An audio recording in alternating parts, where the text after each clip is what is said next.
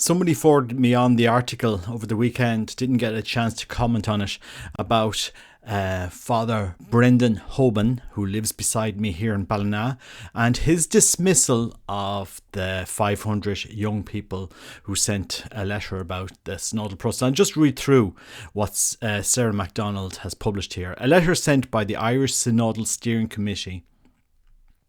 A letter sent to the Irish Synodal Steering Committee by 500 young people insisting they do not want church teaching to change has been described by a priest in the Diocese of Killalla's listening process as not a view generally represented by young people.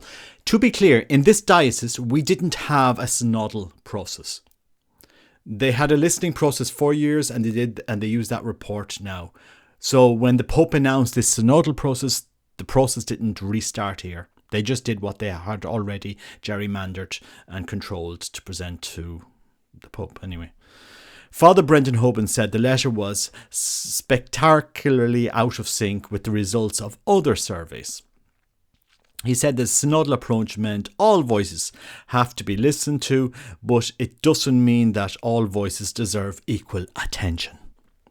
One of the letter's organisers, Maria Bridges, told the Irish Catholic newspaper that young Catholics feel they have been excluded from the synodal process. Absolutely they have. There's no doubt about it. In the church, and that the church had not sought their opinion. Of course it didn't. Like, it didn't seek the opinion of traditional Catholics.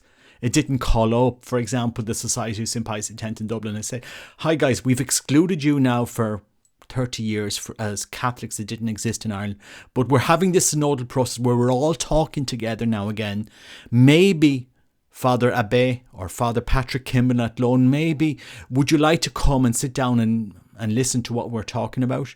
No, we don't want to hear about you. No, traditional Catholics don't exist in Ireland. Keep away. No, we don't want that. You have to talk. Even in that synodal document, it was talking about schism, and it says schisms happen when people stop talking. Well, you have to start talking first, and they didn't want to do that anyway. As young faithful Catholics who fully accept and joyfully embrace church teaching and practice, and do not wish church teaching to be changed or reformulated, the letter states. Speaking to the tablet, Father Hoban said, There are very different views on a great variety of issues today in the Catholic Church. Referencing the 500 signatures, he highlighted that 356 replies were received by young people in the Diocese of Killala alone. No, they weren't. No, they weren't, Father. Stop saying, online surveys, anonymous surveys. That's not a reply, very interesting. Though, if you look at how many replies did you get from traditional Catholics here in the Diocese of Killala? Name them out, because I can name them out. How many traditional Catholics were represented in the synodal diocesan process in Killala? 0. Not one of us. No. You heard of Jane Campbell here in Ballina? Ask Jane, Father Brendan. Ask Jane. Go and ask Jane how many traditional Catholics were able to have a voice in the process. You didn't. We weren't allowed. I might seem angry, but that's the reality. We were excluded. And that's okay. That's okay. Like in 2020, when the government allowed us to have masses, and I asked, why can't we have mass here in Ballina? And we said, Robert, step back, don't get involved. We need more time to follow the regulations on COVID. We'll work through them. Even though for 6 months and months, businesses around Ballina had been working 8 to 12 hour shifts and complying with the guidelines, the church needed more time. Okay, you need more time. That's fine. That's step back, don't get involved. That's what I've been getting from this parish, this diocese. I'm sorry to be so angry, but that's the reality. When you step forward, you're told to step back. That's okay. I step back. Do you know, I brought my family to the Society of St. Pius X when we were refused Mass here. I contacted a bishop and he said, the church, the sacraments are important for your family. Go there. That's what happened in 2020. My son went to a Eucharistic camp organised by the Society of St. Pius X in 2020. Anyway, it's getting me going, this letter.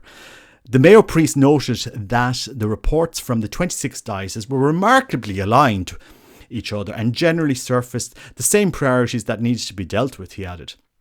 It would be a pity if the clear and obvious findings were undermined by a small number of marginal special interest groups. So, like those of us who believe what the church, those of us who believe and follow this,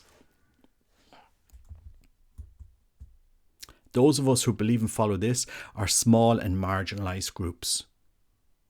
That's the reality you're saying. Those of us who believe and follow this in Ireland, we are small marginalised groups.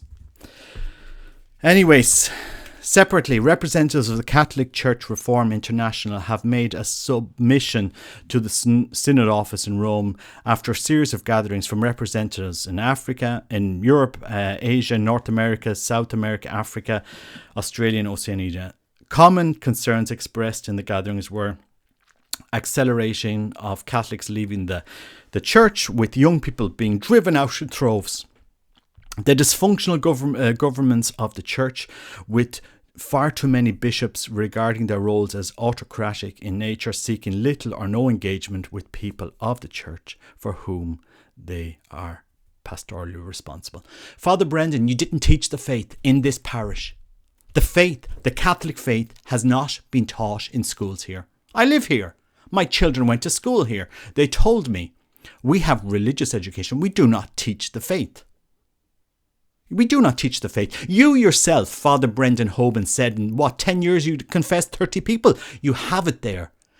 You weren't even able to open the doors of grace to souls.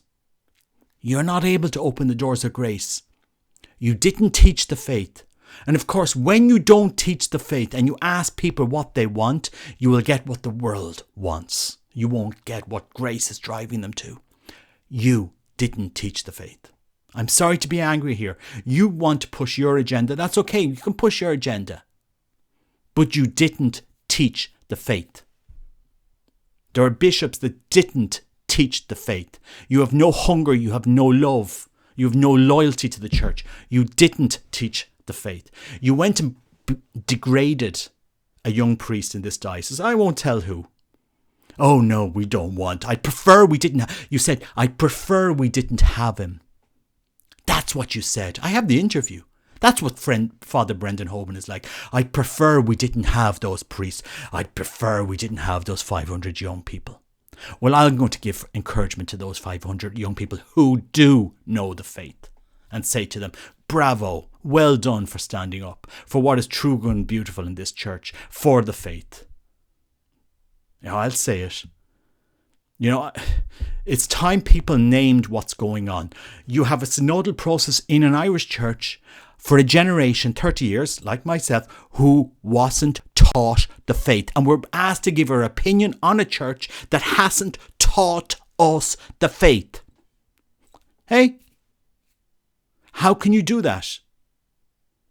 If you ask the world what the church is supposed to be, the world will tell you the church should be the world, what our values are. Come and I'll give you Lord, I'll give you dominion over all this. My kingdom is not of this world. You want another gospel, you want to rewrite the gospel. That's fine, let's rewrite the gospel if that's what you want to do. Is it? No, I say it as it is. I'm living this diocese, Killala. We didn't have a synodal process in this diocese. I was at the first meeting in 2018 in this diocese because we were the only diocese that kicked off this process before the rest of the dioceses. And guess what? We kicked it off before the abortion referendum. And we were in the first meeting in the Newman Institute in Ballina, and we stood up. Why isn't the bishop, why aren't the priest talking about the pro-life movement? Oh no, we don't talk about this in this process. That's what we were told back in 2018. You're cowards, the lot of you. You're cowards. You can't teach the faith. I tell you. You won't shut me up. You're cowards. In 2020, when you wouldn't say Mass in July because you needed more time to implement COVID guidelines, and I said, I'll sign off for them. I'll put my name in front of the HSE here in Ballina.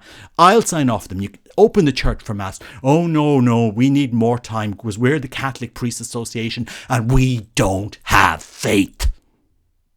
That's what you are. because I'll say it as it is. We don't have faith and we will not teach the faith. That's Brendan Hoban. I'm sorry. You didn't teach the faith. You will degrade young priests instead of mentoring them, leading them, praying with them, helping them. No man has it all together. No man has it all. I met a priest this weekend. I'm not going to tell you who he is. The finest priest I've met in Ireland. And he probably doesn't have it all together, but he has faith. He has faith. And the Holy Spirit is definitely working that man. Oh God, you don't have faith. The Catholic Priest Association does not have faith. You didn't teach the faith, and you're delighted with your survey, your synodal process, because you haven't taught the faith for a generation. You probably weren't taught it yourself, and it's probably not your fault. Maybe, I don't know. But you won't pull the wool over my eyes. Anyway, that's, my passionate response to Father Brendan Hoban, because I live in this town. I live in Ballina. I know what went on here. I know the tragedies in here. I know who hung himself. I know the priests that were depressed in this diocese. I know. So instead of running off to your little house that you've bought out in the fields, run away. Why don't you come in here and say Mass on a Sunday and preach the faith? There's an 84-year-old priest during this 2 years of pandemic. An 84-year-old priest who said Mass week in, week out for us during lockdown. Smoker, man of faith, 84-year-old priest, older than you, Father Brendan Hoban, calling us to be saints, leading us in prayer, teaching us the scriptures. 84-year-old, that's a spiritual guide. That's a mentor. That's a father. That's a man confessing. Oh, and he did a lot of confessing over 2 years. Hundreds of confessions over 2 years. A retired 84-year-old priest.